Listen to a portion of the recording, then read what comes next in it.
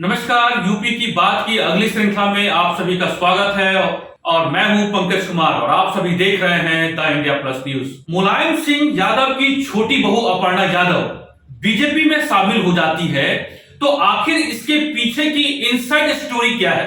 अपर्णा यादव अपने घर में बेगानी क्यों हो जाती है और उसे राजनीतिक शरण लेने के लिए बीजेपी का दरवाजा खटखटाना पड़ता है और आधिकारिक तौर पर वो बीजेपी ज्वाइन कर लेती है?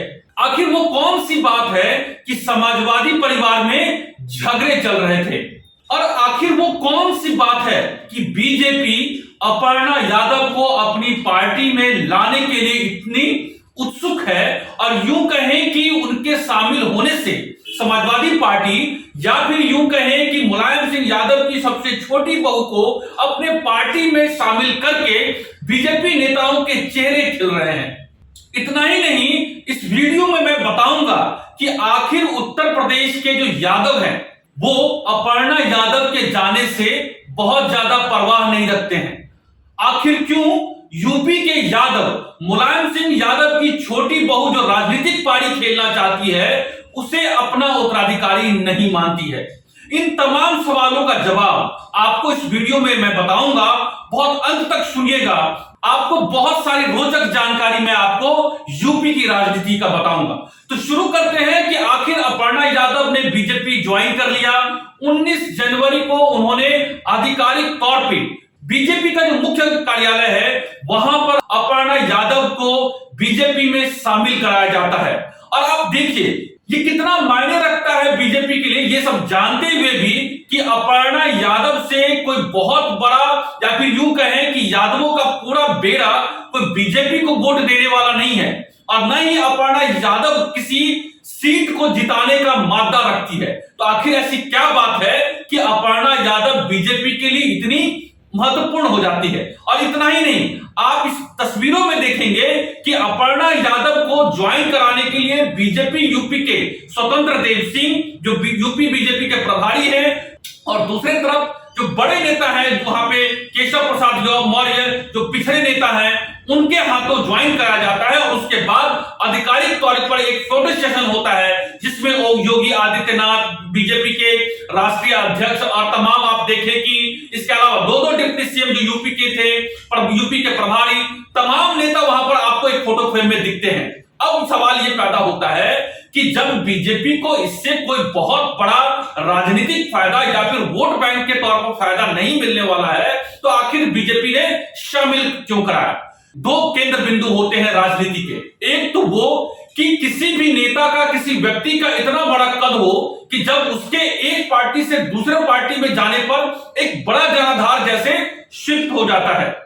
दूसरी बात यह हो जाती है जो राजनीति जो लड़ी जाती है या फिर चुनाव के मैदान में जब आप जाते हैं तो वो परसेप्शन का खेल होता है। परसेप्शन मतलब एक तरीके से आप जो है माहौल बनाते हैं, वो माहौल बनाने का काम होता है और यहां पर बीजेपी ने परसेप्शन बनाने का काम किया है। आपको याद होगा कि मकर संक्रांति से पहले और मकर संक्रांति के बाद दनादन बीजेपी से समाजवादी पार्टी में नेताओं का जाने का सिलसिला शुरू हो गया था। तो समाजवादी पार्टी के लोग नेता ये आप देखेंगे टीवी डिबेट्स में जहां उनके समर्थक ये कह रहे थे कि देखो जी बीजेपी में भगदड़ मच गई है। तो बीजेपी के आप नेताओं को जब कई बार टीवी डिबेट्स में सुनते थे देखते थे तो बड़े वो साइलेंट रहते थे या फिर गोलमोल जवाब देते थे कि देखो जी उनके वो पहले भी हमारे दल में नहीं थे, हमारे दल से जब वो दूसरे समाजवादी पार्टी में दोबारा से चले गए हैं या फिर दूसरी पार्टी से आए थे और समाजवादी पार्टी में चले गए, इससे देखो जी बीजेपी को कोई नुकसान नहीं होने वाला। लेकिन बीजेपी इसका जो है अब जवाब देने की मूड में आ गई है। बीजेपी अब डिबेट्स में और ये कहते हुए चलेगी जो समाजवादी पार्टी अपने घर को नहीं संभाल पाया, अपने परिवार के लोगों को एकजुट नहीं कर पाया, वो आखिर कैसे प्रदेश को एकजुट रख पाएगा, कैसे प्रदेश का विकास कर पाएगा?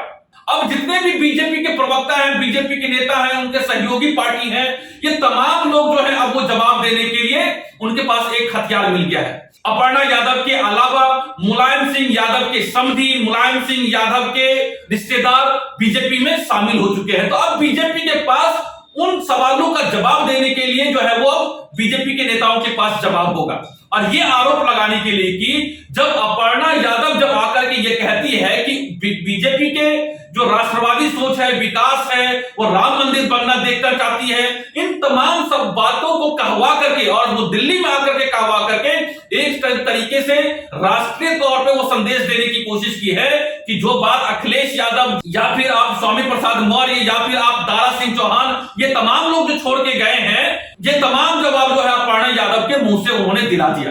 अब ये देखिए कि जो अपर्णा यादव शामिल हुई है बीजेपी में, ये बीजेपी भली भांति जानते हैं या बीजेपी के टॉप लीडर जानते हैं कि यही अपर्णा यादव पिछली बार 2017 में अपर्णा यादव जो है, आप ये देखिए बीजेपी की जो नेता है, जो कांग्रेस से आई थी रीता बहुगुणा, उनके खिलाफ इन्होंने चुनाव लड़ा था और उनको हार मिली थी।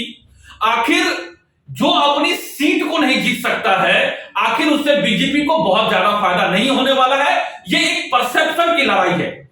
चुनाव परसेप्शन पे लड़े जाते हैं कि माहौल बनाया जाता है कि देखो जी बीजेपी जीत रही है, समाजवादी पार्टी जीत रही है, या फिर जो है ये कैंडिडेट जीत रहा है, इन्होंने बेहतर काम किया है। उनका जवाब बीजेपी ने देने की कोशिश की है। अब सवाल पैदा ये होता है कि समाजवादी कुनबे के लोग एक जगह इकट्ठा क्यों नहीं रह पाए? आखिर क्या बात है कि अपर्णा यादव अपने ससुर के द्वारा बनाई गई पार्टी को छोड़ करके बीजेपी के शरण में आती है? तो जो जानकारी हमारे पास है, उस जानकारी के मुताबिक आपको मालूम है कि ये एक तरीके से गांव घर में संपत्ति, जायदाद, विरासत की एक लड़ाई है। और ये कोई नई बात नहीं है, ये भारतीय परंपरा है। और आप जब अपने गांव मोहल्लों में भी रहते हैं तो जमीन जायदाद के लिए लड़ाई होती है, अपने हक हुकूक के लिए लड़ाई होती है, और सभी जो है वो एक तरीके से इसमें कोई हिस्सेदारी देना नहीं चाहता है। ये बिल्कुल सही बात है।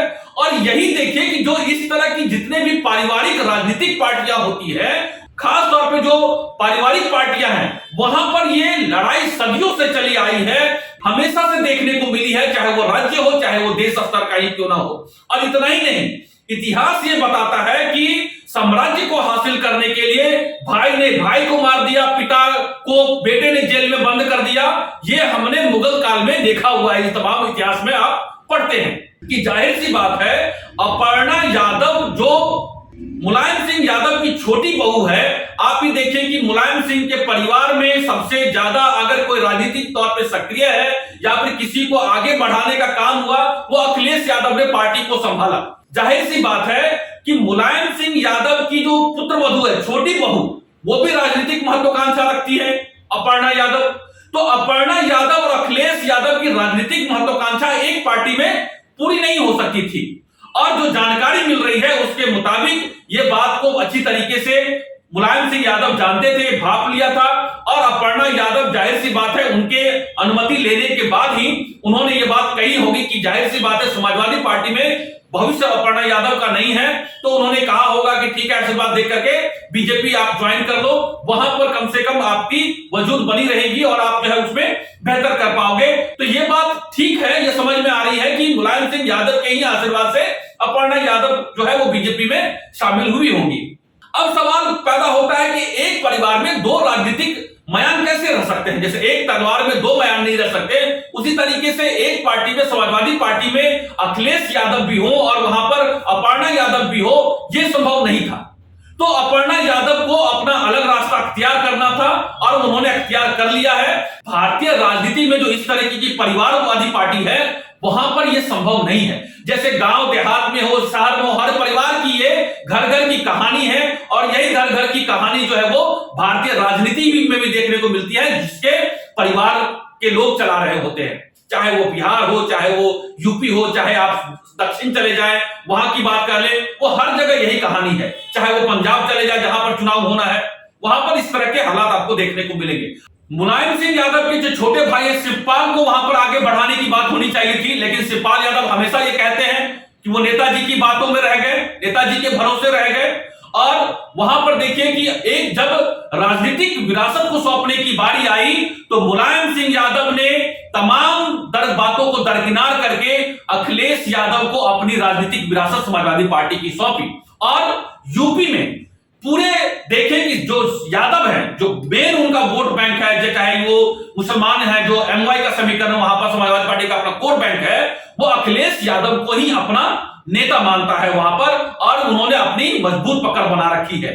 तो यहां पर जाहिर सी बात थी कि अखिलेश यादव नेता हैं, वैसे में अपर्णा यादव की महत्वाकांक्षा वहां पूरी नहीं होती। यही वजह है कि अपर्णा यादव ने अपने लिए एक बेहतर जगह की तलाश की। उसमें ऐसा माना जा रहा है कि सहमति से अपर्णा यादव बीजेपी में शामिल हो गई। अब यह सवाल यह पैदा होता है कि आखिर अपर्णा यादव के बीजेपी में शामिल हो जाने से बीजेपी को कितने प्रतिशत का फायदा होगा।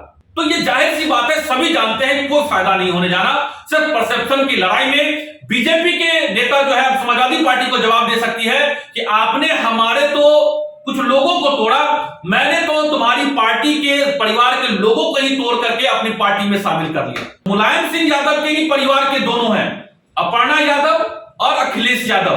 तो आखिर अखिलेश यादव ही यादवों के नेता या फिर मुसलमानों के नेता या फिर जो उनके अपना वोट बैंक है उसको नेता क्यों मानते हैं? खास तौर पे यादव जो है वो अखिलेश यादव को अपना नेता क्यों मानता है, अपर्णा यादव को क्यों अपना नेता नहीं मानता है? ये बात सभी लोग यूपी की राजनीति में जानते हैं या सभी जानते हैं कि मुलायम सिंह यादव की ने 2 शादियां की हैं। पहली शादी जो पारंपरिक तौर पर आम सहमति से जो शादी हुई, घर परिवार वालों की मर्जी से जो शादी हुई, जिसकी पहली पत्नी का नाम मालती देवी था। मालती देवी गुजर जाती हैं। मालती देवी के गुजर जाने के बाद और आप ये देखिए कि मुलायम सिंह यादव की जो पहली पत्नी है उस पत्नी से जो बेटे हुए वो अखिलेश यादव है। जो मुलायम सिंह यादव की दूसरी पत्नी साधना गुप्ता का बेटा है जो प्रतीक यादव है। लेकिन यहां बड़ी रोचक बात मैं आपको बता रहा हूं, बड़ा आपको इंटरेस्टिंग बात ये मैं बता रहा हूं कि तमाम जो यादव लोग हैं या फिर यादव बिरादरी उनको अपना नेता नहीं मानने के पीछे एक अपनी जातिगत परंपरा या फिर जो ब्लड रिलेशन का जो एक कॉन्सेप्ट हमारे देश में है उसको भी समझने की जरूरत है। जो अखिलेश यादव है, अखिलेश यादव जो है मुलायम सिंह यादव की पहली पत्नी मालती देवी का बेटा है और ये एक उनका अपना ब्लड रिलेशन है उनके साथ। लेकिन साधना गुप्ता जाति से यादव नहीं है। जब दोनों की नजदीकियां बढ़ती हैं और आपको यह भी जानकारी आपको बताऊं कि साधना गुप्ता और मुलायम सिंह यादव का जो दूसरा बेटा है माने अखिलेश यादव का सौतेला भाई जो प्रतीक यादव है, प्रतीक यादव जो है वो मुलायम सिंह यादव का अपना ब्लड रिलेशन बेटा नहीं है। साधना गुप्ता की मुलायम सिंह यादव की जो शादी हुई है, साधना गुप्ता की भी ये दूसरी शादी थी और मुलायम सिंह यादव की भी ये दूसरी शादी थी। साधना गुप्ता की शादी 1986 में हुई थी, लेकिन कहा जाता है कि 2-3 सालों के बाद वो रिश्ता कामयाब नहीं रहा, रास्ता टूट गया। उस पहली शादी से प्रतीक गुप्ता मतलब अब जिसका नाम प्रतीक यादव है वो पहली शादी से हैं और मुलायम सिंह यादव ने साधना गुप्ता से शादी करने के बाद आधिकारिक अनाउंसमेंट होने के बाद प्रतीक को अपना नाम दिया।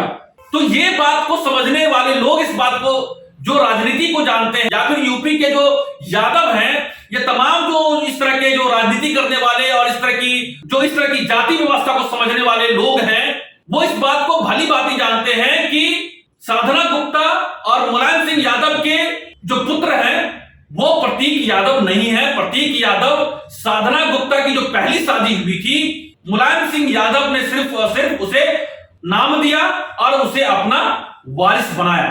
एक बात और समझने वाली बात है, अपर्णा यादव जो है चूंकि वो प्रतीक यादव की पत्नी है, उसके नाम में अपर्णा यादव जुड़ गया। लेकिन सभी लोग इस बात को जानते हैं, यूपी में से सभी लोग जानते हैं कि अपर्णा यादव ना होकर के अपर्णा सिंह बिष्ट है।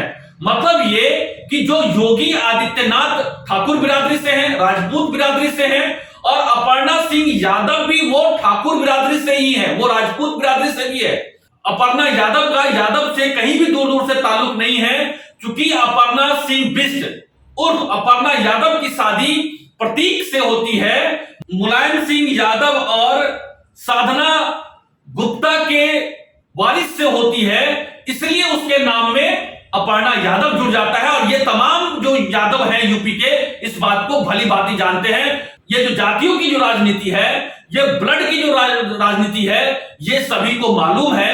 और यही वजह है कि लाख चाहने के बावजूद भी अपर्णा यादव जो है वो समाजवादी पार्टी में यादवों की नेता स्थापित नहीं हो सकती थी।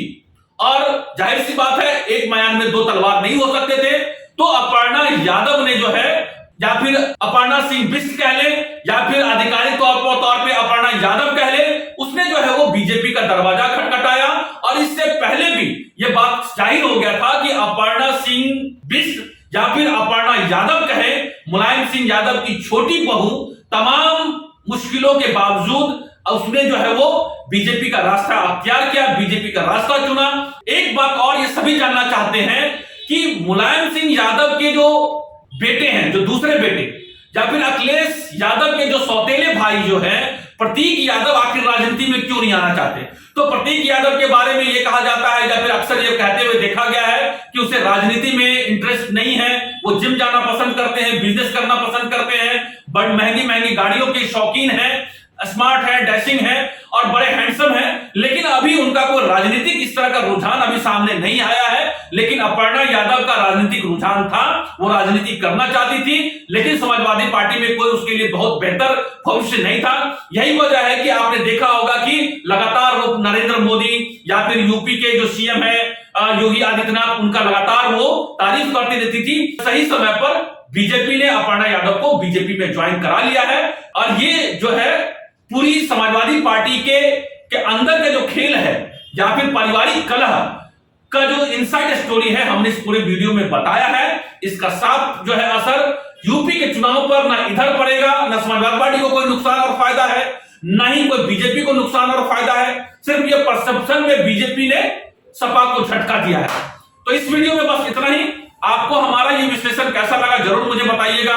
मैं हूं पंकज कुमार और आप सभी देख रहे हैं यूपी की बात। आप जरूर वीडियो को शेयर कीजिएगा, हमारे प्लेटफॉर्म को लाइक कीजिएगा, सब्सक्राइब कीजिएगा। अगली श्रृंखला में हम यूपी की अलग मुद्दों पर हम बात करेंगे। अगर आप चाहते हैं कि आपको इस तरह का इंफॉर्मेटिव वीडियो मिलता रहे तो आप हमारे चैनल द इंडिया प्लस को सब्सक्राइब करना ना भूलें। साथ में आप बेल आइकन को दबाना भी ना भूलें ताकि आपको नोटिफिकेशन मिलता रहे। आप हमारे इस वीडियो को शेयर भी कर सकते हैं।